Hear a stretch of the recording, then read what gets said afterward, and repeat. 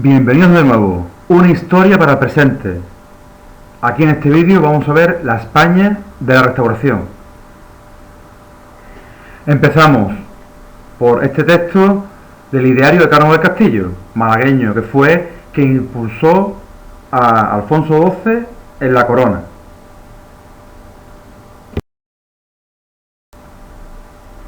En este sistema había unos fundamentos principales, unas ideas principales. La nación era una creación histórica con tintes providencialistas. Además, la monarquía era uno de los ejes del Estado. A su vez, había una legitimidad dinástica de los Borbones. Los Borbones tienen que ser la familia real. Recordamos que durante el sexenio el trono español fue ocupado por la Casa de Aosta, la Casa Real Italiana, con la figura de Amadeo de Saboya. Y por último, una soberanía compartida entre el rey y las cortes. Todo esto engloba una constitución interna que, según Cánovas del Castillo, tenía España.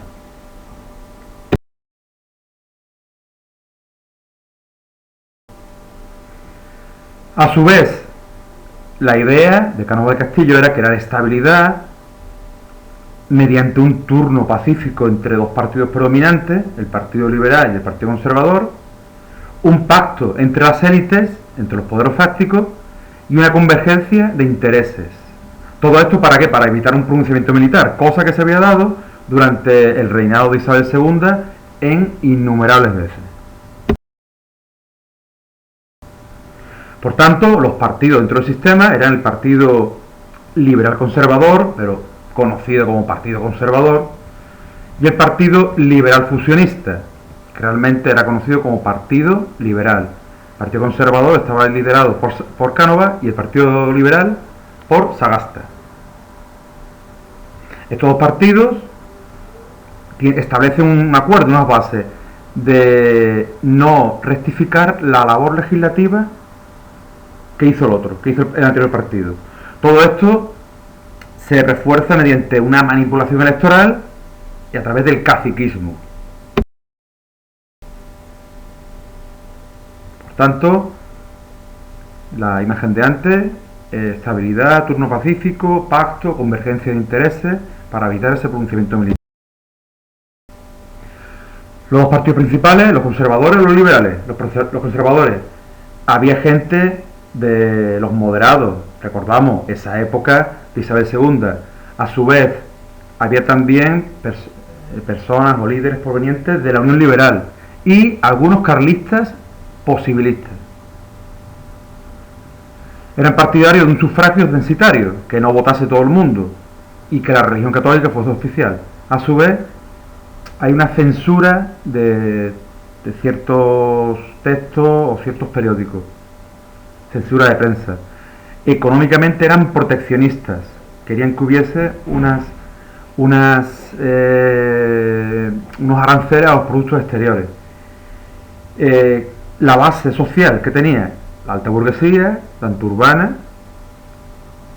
como alguna parte de la burguesía rural, que sobre todo burguesía urbana, industriales, financieros, terratenientes. Por su parte, los liberales eran provenientes de la Unión Liberal, algunos, otros del Partido Progresista, recordamos que era uno de los partidos mayoritarios en la época de Isabel II, el Partido Demócrata y algunos republicanos posibilistas. Eran partidarios del sufragio universal masculino, que hubiese una libertad de culto, una libertad de cátedra en la enseñanza y libertad de prensa. A su vez, añadían la idea librecambista, eran contrarios a los conservadores en este aspecto era el que más los separaba. Y las bases eran las clases medias urbanas.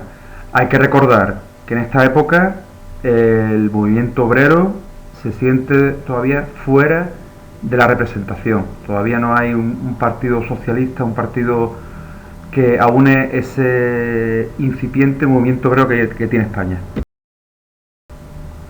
En este cuadro aparecen diferentes partidos políticos, aparte del liberal y del conservador, partidos fuera del sistema que van entrando, poco a poco van entrando en el Parlamento, pero de una manera testimonial, como los republicanos, que había diferentes, los posibilistas de Castelar, los progresistas de Ruiz Zorrilla, unitarios de Salmerón y los federalistas de Pi Margall.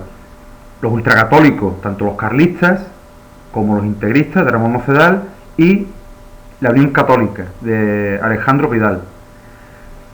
Poco a poco, durante finales del siglo XIX, ya el movimiento nacionalista, tanto de catalanes como de vascos, va creciendo, va surgiendo y va pillando cada vez más apoyo.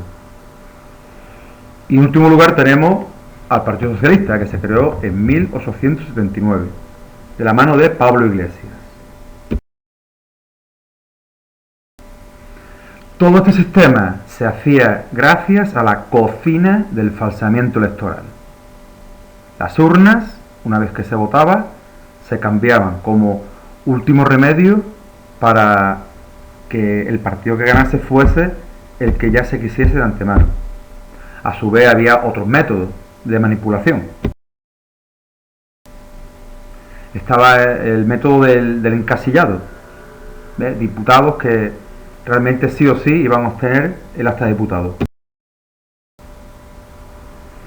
Este sistema tenía una figura, la del cacique, como el que perpetuaba esta situación. El cacique era quien manipulaba los votos y quien manipulaba las elecciones, tanto en los municipios como en las provincias. Cada provincia tenía a su cacique principal. En el caso de Málaga teníamos a Romero Robledo.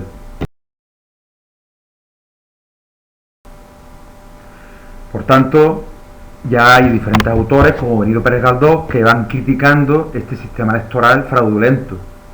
Aquí en este texto podemos verlo como critica que eso era uno de los males de la nación que iban a llevar al descrédito a la política española. La técnica del pucherazo, que era el conjunto de trampas electorales que ayudaban a conseguir la adulteración de los resultados. Se falsificaba el censo electoral. Aquí vemos vemos los muertos saliendo de las tumbas para ir a votar. De esta forma se manipula el voto. Y la compra de votos mediante promesa o algún cargo de trabajo en un ayuntamiento, de peón caminero o de cualquier otro tipo de función. En esta tabla aparecen los resultados electorales de las elecciones entre 1876 y 1903. Aquí se puede ver cómo hay una basculación de las mayorías bastante sospechosas, porque, por ejemplo, en el 1876 los conservadores obtienen una victoria aplastante sobre los liberales, y cuando ganan los liberales ganan con una mayoría aplastante sobre los conservadores. Esto era un método que se producía gracias al falseamiento electoral del que hemos hablado antes. Las elecciones estaban ya cocinadas y ya se sabía el resultado que se iba a obtener. Y poco a poco se va dando cancha para darle más crédito a este sistema. Van dejando entrar a otras fuerzas políticas como republicanos, carlistas o otras fuerzas minoritarias. Así que el sistema canovista, el sistema que establece Cano de Castillo, se establece con la idea del bipartidismo, dos partidos mayoritarios que se van cambiando en el poder, ese apoyo de la Iglesia, la jerarquía eclesiástica quería una situación de un gobierno más bien estable, con unas ideas conservadoras que no cambiasen mucho su situación de privilegio y todo continuase como estaba antes. Y a su vez siguiesen teniendo el privilegio de la educación. El ejército estaba contento, estaba favorecido por cargos que recibían ascensos para evitar ese pronunciamiento, el pronunciamiento militar que hubo durante el siglo XIX en el reinado de Isabel II. Y todo esto, pues, aplaudido por las élites económicas, claro está.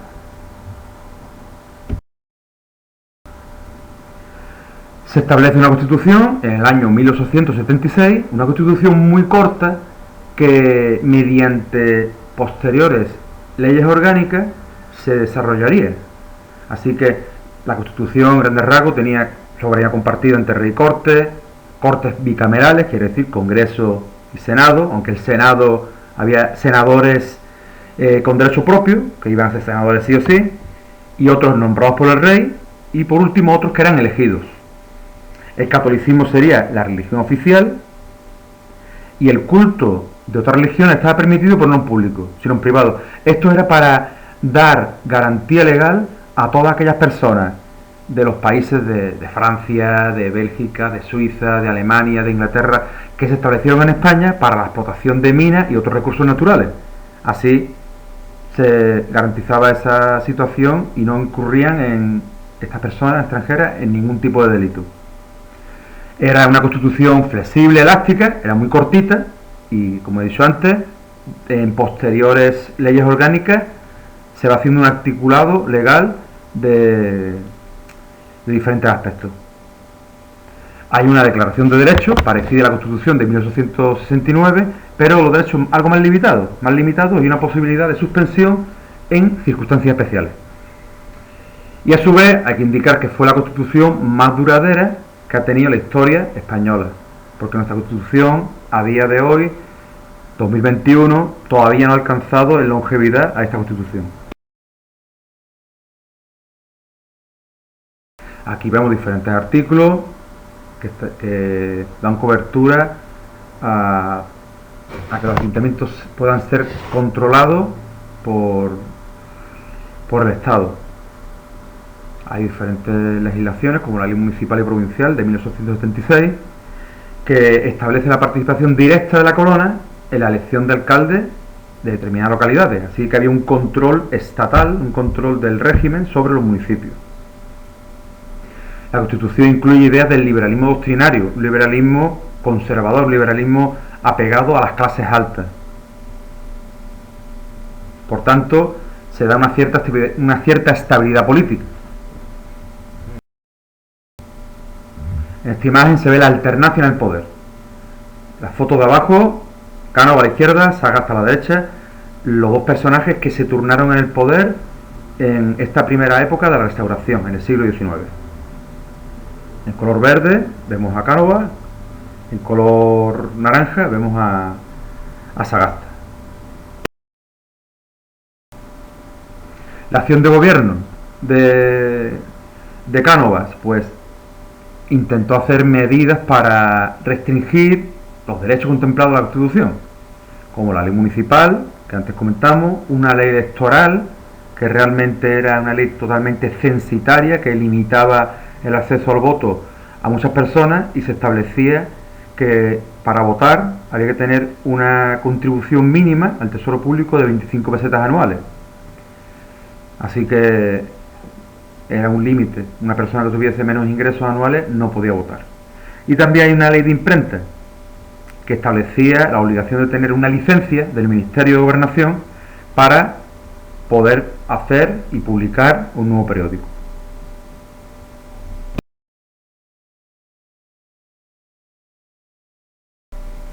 Como figura del Partido Conservador tenemos, además de Cánovas del Castillo, a Eduardo Dato, Antonio Maura y Francisco Silvela, que ocuparán cargos importantes a lo largo de los siguientes años y sobre todo a principios del siglo XX. Importante el hecho de los pactos del Pardo. Una vez que muere Alfonso XII, Alfonso XIII todavía es muy pequeño, se establece una regencia. Siempre una regencia es un momento de inestabilidad política, porque no se sabe qué puede pasar, qué situación puede pasar. Así que los dos líderes principales, Cánovas del Castillo y Sagasta, hacen este acuerdo para garantizar la continuidad de la monarquía y que todo siguiese tal como estaba. Así que se formaliza el turnismo entre los partidos dinásticos. Dentro de este cambio de gobierno, liberales, conservadores liberales, le tocaba ahora al gobierno a Sagasta, que amplió ligeramente la libertad de prensa, concedió amnistía a los presos políticos, algunos presos políticos, rehabilitó a esos republicanos para integrarlos, quieras que no, un poquito en el sistema, y promulgó una ley de asociaciones que permitía que los partidos obreros, asociaciones obreras, se legalizasen. Así que el PSOE ya era un partido legal. Vemos aquí a Canavejas, a Conde Romanones, a García Prieto y a Juan Francisco Camacho como líderes de los liberales. Durante la regencia de María Cristina, que durará de 1865 a 1902, pues tenemos una situación en España algo convulsa. En cuanto a legislación, se establece otra ley de imprenta que simplificaba los requisitos para hacer una publicación. Recordamos que en esta época estaban los liberales. Los liberales permitían algunas libertades individuales mayores que los conservadores. Se da una ley de asociaciones, como antes he comentado, que reconocía las asociaciones religiosas, políticas, sobre todo obreras. En este caso, la UGT, que nació en el 1888, gracias a esta ley de asociaciones. Se establece también una ley del jurado, para juicios de algunos delitos, y el Código Civil, código que regula el desempeño de la justicia en España, en 1869.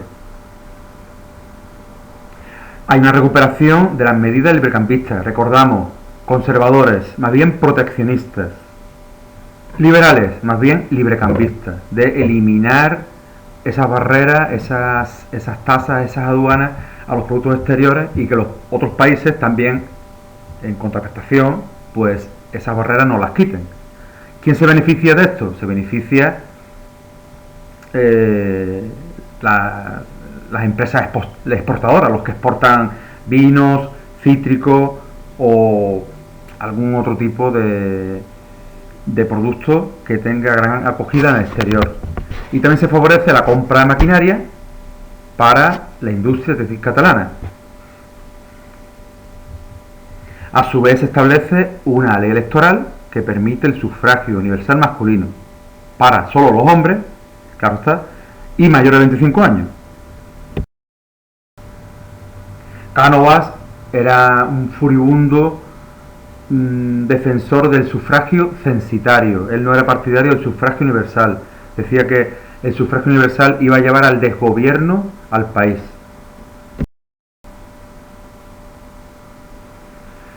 En Cuba ya hemos tenido, años anteriores, problemas, situaciones de conflicto con los independentistas que quieren establecer un país diferente en la isla.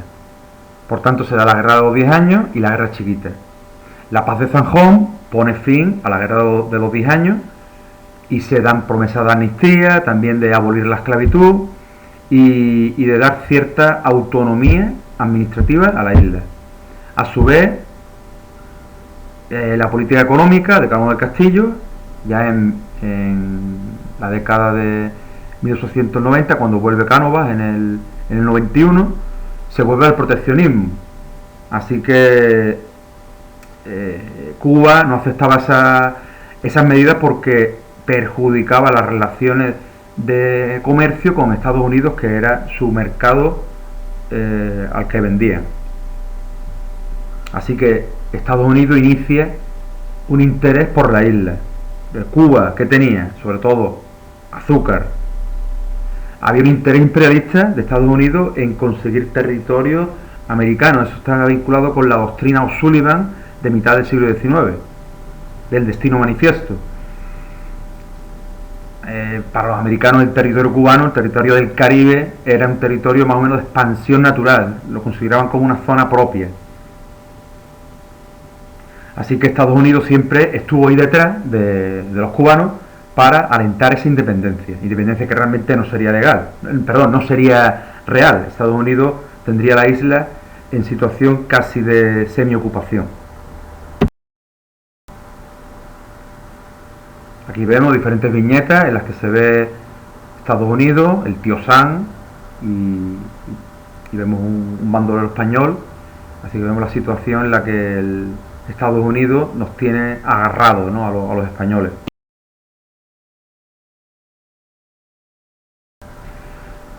En esta imagen se ve la guerra de Cuba, que duró, esta fue la última ya, de 1895 a 1898. La guerra se inicia con el grito de Baire, el grito Oriente, el 24 de febrero de este año, del 95. Los líderes fueron Martí, Gómez y Maceo, que encabezaron esta revuelta independentista.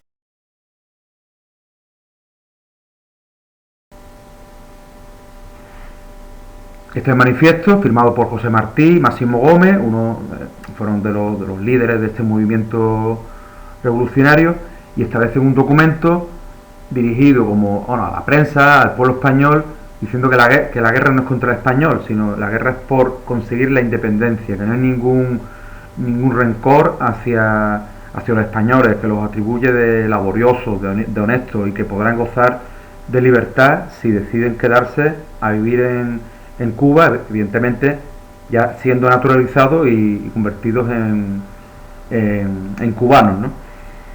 Así que se crea el Partido Revolucionario Cubano, que era el partido que abogaba por esa independencia del territorio cubano sobre España.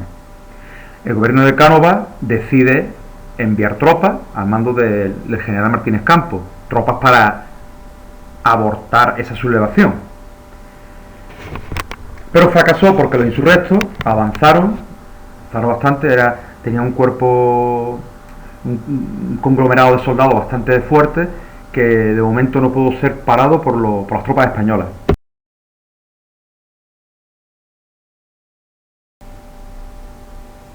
Ante la falta de éxito de esta política, Cánovas pone en el mando al general Weyler, que Weyler utiliza unos métodos más contundentes, sobre todo el sistema de trochas, que fue dividir la isla en diferentes espacios para que no hubiese comunicación de las tropas insurrectas.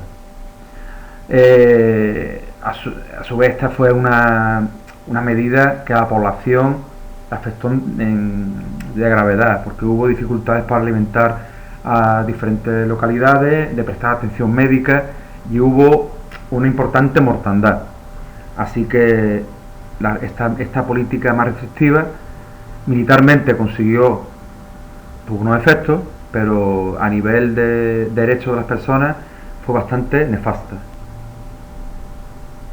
Así que aquí podemos ver el sistema de trochas, que eran líneas fortificadas con las que se pretendía aislar a los diferentes sectores de la isla, evidentemente los diferentes sectores insurrectos cubanos, y así se dificultaba las acciones de la guerrilla Mambí, que era como se denominaba la guerrilla cubana. De esta forma, el ejército español recupera el control sobre ciudades y también controla las vías de comunicación, ¿vale? Pero hay un elevado coste humano, material y moral. Estados Unidos inicia una campaña periodística contra esta política española en Cuba. Así que, debido a estas presiones internacionales, Sagasta sustituye a Weyler por Blanco. Y hay una propuesta elaborada por Maura. Maura, presidente en aquella época, propuso la abolición de la esclavitud, establecer un sufragio universal, la igualdad entre cubanos y peninsulares, un proyecto de autonomía arancelaria y también una autonomía política a la isla. Estas medidas, como se ve, ya llegaron demasiado tarde ante la decisión de Estados Unidos de intervenir en la isla. A su vez, en Filipinas hay otro movimiento independentista liderado por José Rizal, llamado el Katipunan. Al mando del general Polavieja, estos insurrectos esta insurrección fue parada y su líder ajusticiado. Así que en Cuba el detonante fue el 25 de enero de 1898, cuando el acorazado Maine explota, supuestamente con la detonación de unas cargas que tenía en su interior. Este hundimiento fue atribuido por Estados Unidos a España. Este barco, el Maine, se encontraba en Santiago de Cuba, se encontraba allí en un puerto cubano, y fue utilizado como casus belli para que Estados Unidos tuviese vía libre para intervenir en España. Estados Unidos, como antes hemos dicho, tenía un interés geoestratégico en esta isla. Consideraba a Cuba como el patio trasero de su país. Los objetivos eran económicos, como antes hemos dicho, azúcar, y geoestratégicos, dominar el Caribe y Centroamérica. Así que, como antes comenté, el 15 de febrero del 92 se produce la explosión del Maine, mueren 254 marineros y curiosamente solo 2 oficiales, curiosamente, así que se crean 2 comisiones de investigación. Estados Unidos sostiene que la explosión había sido provocada y era una explosión externa, y España llega a la idea de que fue una explosión debida a causas internas. Hay una fuerte presión mediática liderada por Hearst y Pulitzer. Recordamos que Pulitzer es un premio periodístico en Estados Unidos. Pues estos 2 periodistas de finales del siglo XIX hacen una campaña brutal contra España, una campaña de negro legendarismo, atribuyendo a España todos los males habidos y por haber, idea que sigue hasta el día de hoy, el mundo anglosajón contra España. Y bueno, el presidente McKinley y el Senado declaran la guerra a España a través de un ultimátum. Ese ultimátum del 19 de abril de este mismo año. Este es el ultimátum del gobierno americano, que realmente lo que viene a decir es que nos vayamos de la isla.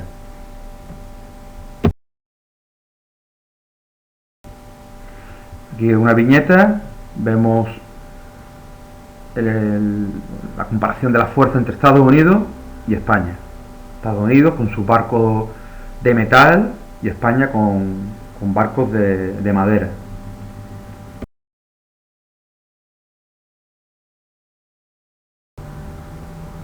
Pablo Iglesias, en aquella época, el Pablo Iglesias del Partido Socialista, claro, evidentemente de aquella época, abogaba por una retirada de los territorios americanos.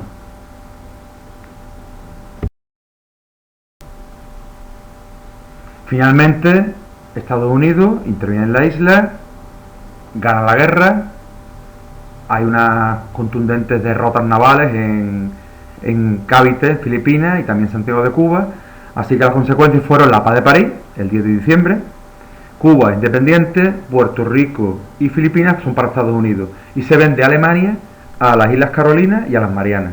A su vez, la isla de Guam también iría a Estados Unidos. Hay un estado de frustración en la sociedad española, desaparece de esta forma el mítico imperio español, y también una crisis de identidad, una crisis moral e ideológica. Ya aparece el tema de España y el porqué de su decadencia. Ante esto surgirán diferentes pensadores con la idea del regeneracionismo. No se dará, aún así, no se dará una crisis económica porque hay una repatriación de capitales. Empresas españolas que estaban allí recuperan los capitales y lo invierten en España. Así que hay una reducción de la deuda externa. Pero eso sí, hay una crisis política. Se inicia el proceso de descomposición del sistema de restauración creado por Cánovas en el último cuarto del siglo XIX. A su vez, hay una expansión de los partidos nacionalistas. Cuando España está en cotas altas de prestigio, esa idea de separatismo no goza de apoyo.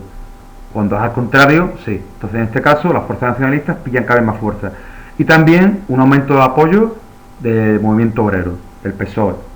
También los anarquistas iban gozando cada vez de más apoyo, más prestigio.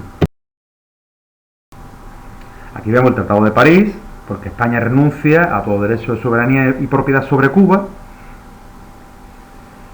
y quiere decir que cede también a Estados Unidos, la isla de Puerto Rico. Recordemos que Puerto Rico hoy en día es un estado libre asociado dentro de Estados Unidos, es como el estado 51 dentro de Estados Unidos. Tiene un régimen ahí de semi-independencia. A su vez, España vende a Estados Unidos las Islas Filipinas.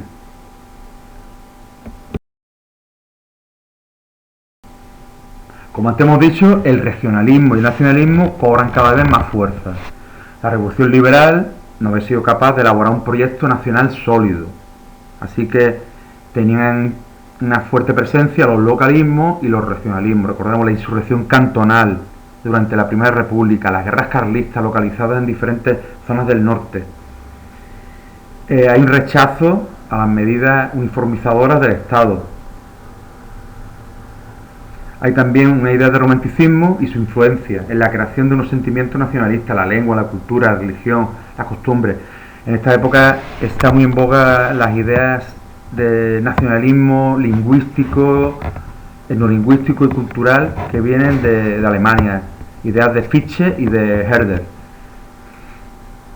Y el último aspecto, el interés económico de la burguesía, sobre todo de Cataluña y del País Vasco, que se oponía a las políticas librecampistas, que se llevaron sobre todo en las últimas 2 décadas del siglo XIX.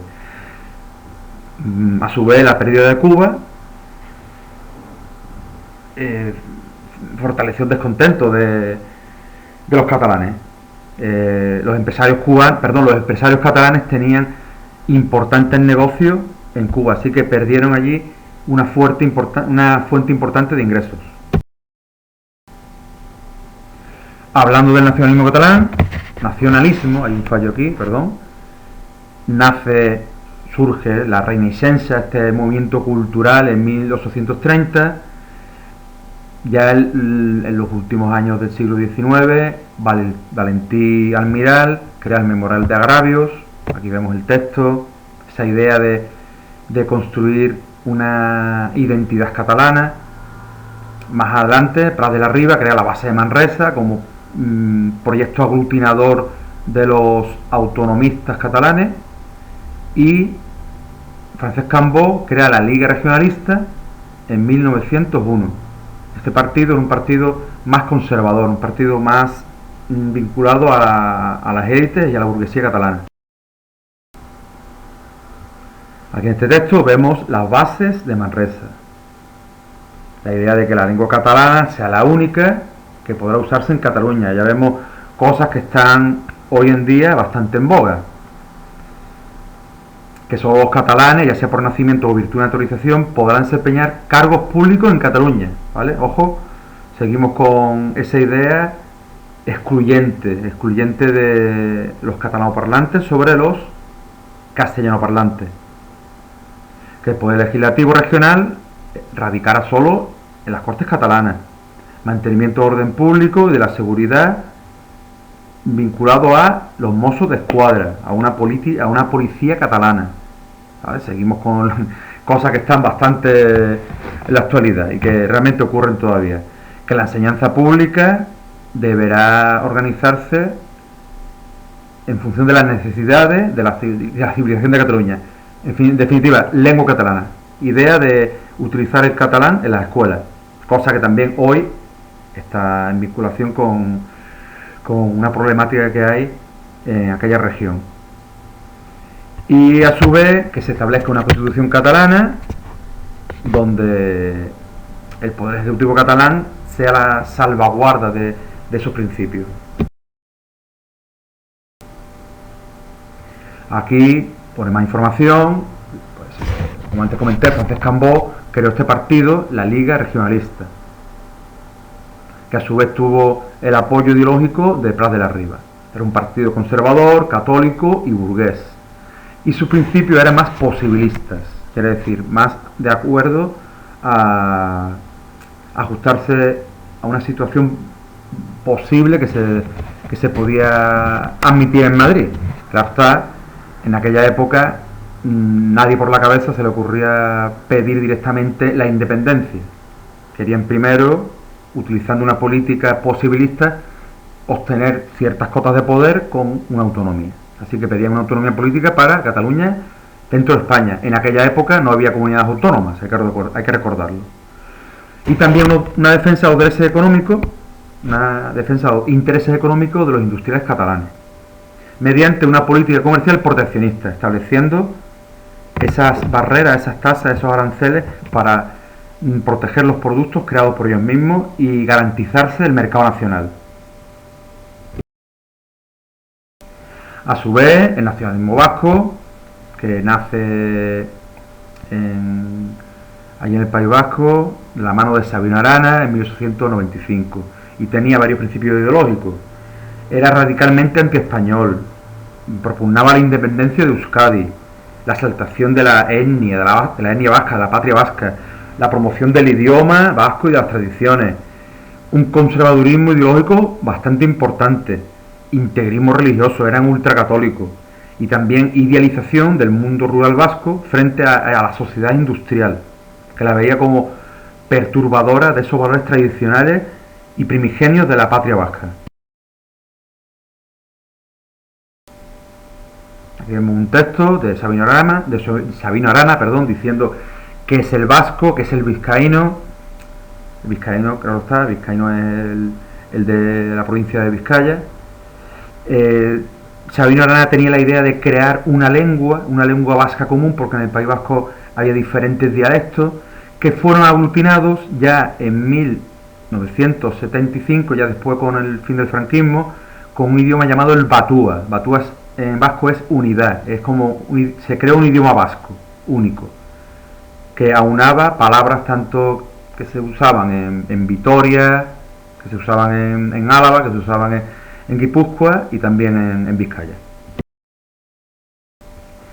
Y ya por último tenemos el movimiento obrero, la primera internacional, que se fundó en Londres en 1864, liderada por Marx, por Engels y por Bakunin. Hubo diferentes desafecciones que llevaron a una ruptura de esta asociación y se separaron los anarquistas de los comunistas, anarquistas de Bakunin de los comunistas de Marx y Engels. Aquí vemos la escisión entre Marx y Bakunin debido a la Comuna de París, esas revueltas que hubo en París en 1871.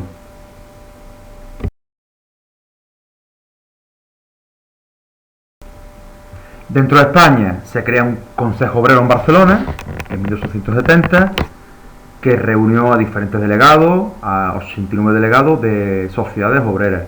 Así que se funda la Federación Regional Española de la Primera Internacional. Era como la sucursal española de este organismo obrero internacionalista. Ahí nace el anarquismo español, liderado por Fanelli.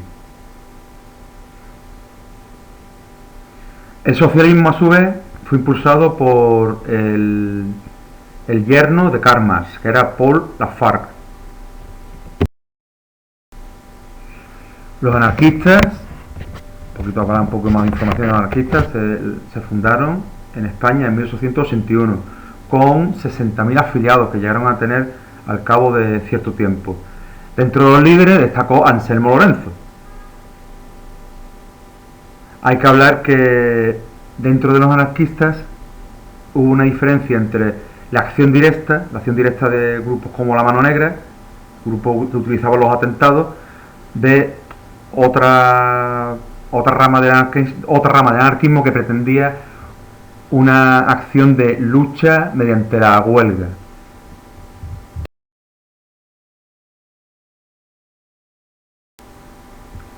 Y por último, unas notas sobre el socialismo, el Partido Socialista, que se crea en 1879 de la mano de Pablo Iglesias.